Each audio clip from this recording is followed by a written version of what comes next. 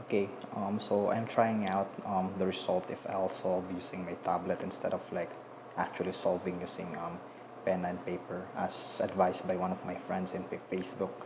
So let's do this. This is a fairly simple problem, one that you can do mentally, but you know, for the sake of trying out how it works, we're gonna calculate the half-life of a particle in terms of its average lifetime or mean lifetime tau, which from the last video which I did with actual pen and paper, we have shown to be equal to 1 over gamma, gamma being its decay rate.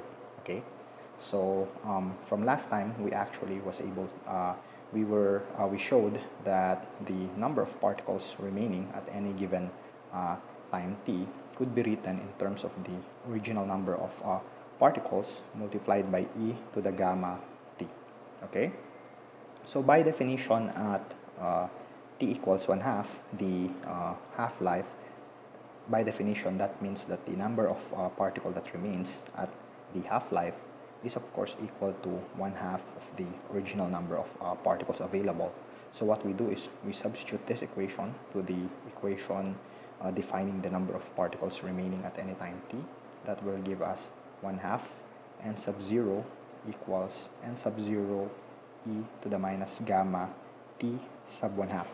Okay, and of course obviously n sub 0 will cancel, and we can take the reciprocal of both sides of the equation. This will give us 2 equals e to the gamma t sub 1/2, and taking the natural logarithm of both sides, that gives us ln2 equals gamma t sub 1/2, or if you want to solve for the half-life t sub 1/2, that is equal to 1 over gamma ln2.